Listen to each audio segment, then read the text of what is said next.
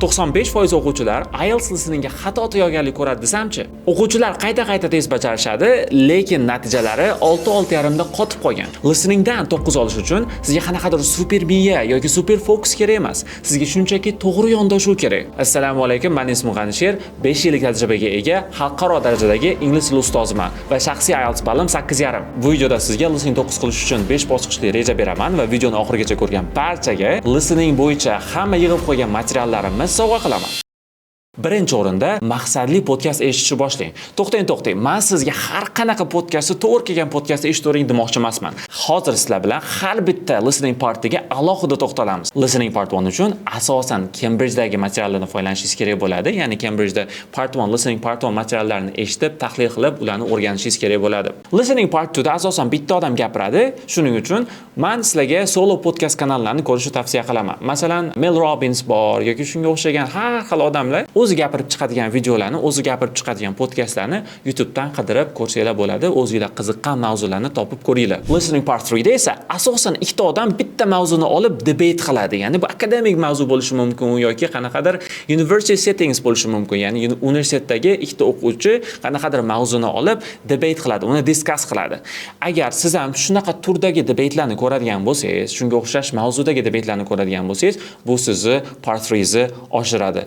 Men bunga masalan misol qilib ayta olaman, Diary of CEO yoki Joe Rogan podkastda aynan bitta mavzuni olib, ular ko'proq discuss qilib har tomonga tortishadi. Bu podkastlarni ko'rib, aynan o'sha o'zingizni listening part 3 ga tayyorlasangiz bo'ladi. Part 4 da esa bitta odam lecture o'qiydi, ya'ni bitta odam bir xil tonda o'qiydi. Bunda xayolingiz ketib qolishi mumkin, boshqa narsa bo'lishi mumkin. Xuddi universitetda o'tirib, qanaqa leksiya eshitadigan bo'lsangiz, unda ham xuddi part 4 da ham shunaqa leksiya o'qiydi. Bu uchun sizda note taking skills, abilities rivojlangan bo'lishi kerak va bitta odamni uzoqroq term, ya'ni bir xil tonni uzoqroq muddatda eshita olishga sizda immunitet shakllangan bo'lishi kerak bo'ladi. Agar bu narsani eplay olmasangiz, part 4 da hayolingiz ketib, ancha savolni o'tkazib yuborishingiz mumkin. Va buning uchun men sizga TED Talk va shunga o'xshagan qanaqadir lecturesni ko'rishni tavsiya qilaman.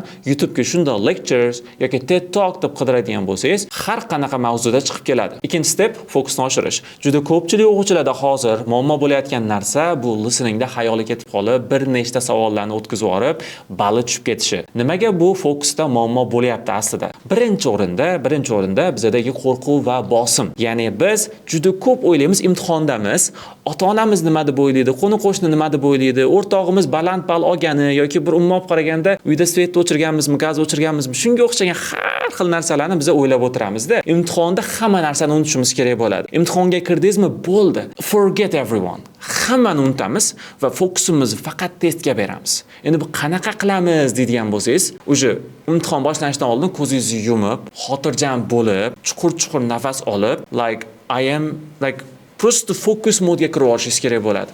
Ya'ni hamma narsani unutib xotirjamlikka tushishingiz kerak bo'ladi. Chuqur nafas oladigan bo'lsangiz, bu stresslarni haydab, sizni calm, ya'ni xotirjam holatga keltiradi. Va bizda hozir juda keng tarqagan rad qilib bo'lmas social media vabosi bo'lyapti.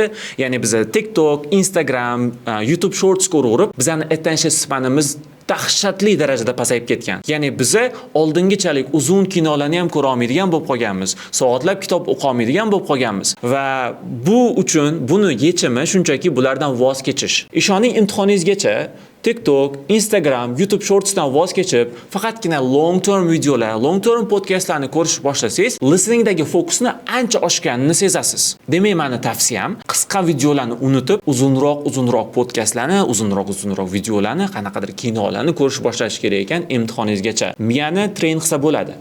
Miya bu muscle. Biz hozir qisqa 30 sekundlik, 20 sekundlik narsalarni ko'raverib, miyamizni shunaqa sabrsiz qilib qo'ygan. Agar miyamizni biz shu narsaga moslashtiradigan bo'lsak, uzun narsalarni oz-ozdan 5 minut, 10 minut, 15 minutdan sekin-sekindan qo'shib kengaytirib boradigan bo'lsak, biz bir oy ichida zo'r natijaga chiqa olamiz. Bemalol xotirjam, yarim soat, 1 soatlik narsani ham bitta o'tirishda ko'rib qo'yadigan bo'lamiz. Uchinchi tavsiyam teskarisini qiling. Ya'ni bizda juda ko'pchilik o'quvchilar hozir qayta test bajaraveradi, lekin natijasi o'smaydi. Bitta testni bajaradi, o'taveradi, keyingisini bajaradi, o'taveradi. Hatto o'quvchilardan so'rayman. Cambridgeni masalan, mana mana shu testlarni bajarsangiz bo'ladi desam, buni bajarib bo'lganman deydi. Unda men bu yerda official guide yoki bu testlar bor desa, uni ham bajarib bo'lganman deydi. Ya'ni bajarishga test qolmagan. Lekin natijangiz necha desa, shu 6.5 qotib qolgan, 7 ga oshira olmayapman deydi yoki 5.5 bo'lib qolgan. Ularda xuddi fake dopaminga o'xshaydi. Ular bajaryapti. Ular xuddi bir qilsam bo'ldi, to-do listini tik qilsam bo'ldi deb o'ylaydi. Lekin aslida unaqa emas. Agar shunchaki bajaradigan bo'lsangiz, bu sizni natijaga olib chiqib qo'yadi degani emas. Ya'ni teskarisini qiling deganda men nima demoqchiman? Hamma full test qiladigan bo'lsa, siz full test qilmasdan qiynaladigan partlaringizni qiling. Masalan, men o'zim shaxsan imtihonga kirishdan oldin part 2 bilan part 3 ni ko'proq bajaraman, chunki u yerda matching bor, multiple choice bor, maplar bo'lishi mumkin. Bular masalan menga qiyinroq bo'ladi part 1 bilan part 4 ga qaraganda. Agar sizda ham part 1, part 4 da muammo bo'lmaydigan bo'lsa, ularni qilib nima qilasiz? Undan ko'ra qiynaladigan savol turlaringizga ko'proq ishlash kerak bo'ladi. Bu bilan siz vaqtni ham tejaysiz, tezroq natijaga ham chiqasiz. Shu joyda faqat test bajarish o'zi yetarli emas. Ya'ni 4-qadamga kelyapmiz. Bu yerda har bitta qilgan testimizni qayta tahlil qilishimiz kerak bo'ladi. Bilaman, juda ko'pchilik odam aytgan, sizga tahlil qil, testingni tahlil qil, lekin qanaqa tahlil qilishni o'rgatmagan bo'lishi mumkin. Yoki umuman qaraganda siz testlarni tahlil qilish kerakligini bilasiz, lekin tahlil qilmaysiz. Hafsalangiz bo'lmaydi, disiplina yo'q. Har safar test bajarasiz, tahlil qilishga kelganda dangasalik qilasiz. Masalan, men onlayn kursimda o'qiydigan o'quvchilarimni test tahlillarini ko'rishingiz mumkin mana ekranda. Ular har bir bilmagan so'zini yozib, ularga keywordlar yozib, ularga paraphrase yozib, har bittasini detalni tahlil qilishadi. Va buni biz 30 kun davomida to'xtamasdan qilamiz. Ishoning, bu narsani shunchaki qilib yurgan, ya'ni juda ko'p test qilmasdan kuniga bittagina test qilib yoki bittagina part qilib, o'shani tahlil qilib, mana shu holatda 1 oy qiladigan insonda o'zgarish dahshatli darajada bo'ladi. Ya'ni haqiqatan o'zgarishni ko'rasiz. Comprehensionda o'sish bo'ladi. Sizdagi testga yondashuvda o'sish bo'ladi va balingiz o'z-o'zidan ko'tarilishi boshlaydi. Demak, testlarni tahlil qilishimizdan ikkita maqsadimiz bor ekan. Lug'at va sinonimlarni o'rganish va keyingi safar xuddi shunaqa holatlar bo'ladigan bo'lsa, xuddi shunaqa caselar bo'ladigan bo'lsa, biz bu xatolarni qilmaslik. Step 5. Ishoninglar, ochiqchasiga bu narsani men hamma yoqda ham aytmayman. Endi oxirgi texnikaga keldik. Aynan shu texnika menga 8 dan 9 ga chiqarishga yordam bergan. 8 da stuck bo'lib 1 oycha yurganman, qayta bajaraverganman. Har safar nimadir yetishmagandek bo'lardi. Ya'ni 9 ga juda yaqinlashib qolgandim, lekin har safar nimadir yetishmagandek bo'lardi. Listening ba'zida tezlik tuyulib ketardi, ba'zida ulgurmasdan qolardim, ba'zida savollarni tahlil qilishga ulgurmasdim. Xullas shunaqa holatlar bo'lgandan keyin bitta texnikani men o'sha paytda discover qilib qo'yganman. Va bu speed listening. Buni hamma ham qila olmaydi, hammani ham motivatsiyasi bu narsaga yetmaydi, chunki motivatsiya tushib ketadi, boshlanishiga pastroq ball chiqadigan bo'lsa. Va buni yordamida siz brain processni ancha oshirib ola olasiz. Ya'ni siz tasavvur qiling, 1x da ishladigan Cambridge testlarni, bajaradigan Cambridge testlarni siz 1.5-2x da bajaryapsiz. Va tasavvur qiling, siz endi bu tezlikka o'rganyapsiz, moslashyapsiz 1 oy davomida. Va endi normal listening bajaradigan bo'lsangiz, odatiy listening qo'yadigan bo'lsangiz, sizga shunaqangi oson tuyuladiki, bu oson, ya'ni sekin tuyuladi va bundan bemalol siz o'sha choy ichib bajarsangiz bo'ladi. Ochiqchasiga aytyapman, o'zimda shunaqa bo'lgan.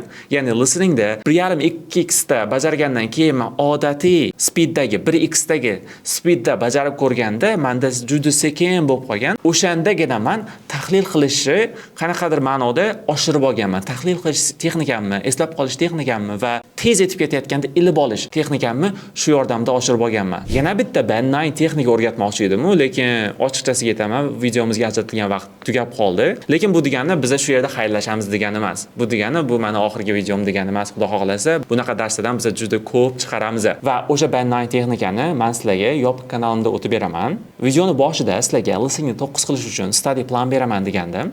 U study planning ichida listening CDI testlar, sizda eshitishingiz kerak bo'lgan podkastlar, artikellar hammasi saralangan. Sizga bemalol 1 oyga, xudo xohlasa, 1 oy ichida listeningni 9 qilishga yetadi. U kanalning linkini videomiz pastida qoldiramiz. tez o'tib, bot orqali olishingiz mumkin. Xullas, listeningni to'qqiz qilish uchun tepada aytgan maslahatlarimga follow qilib, kuniga 2 soatgina vaqt ajratib, tizimli ravishda dars qilsangiz, shuni o'zi kifoya.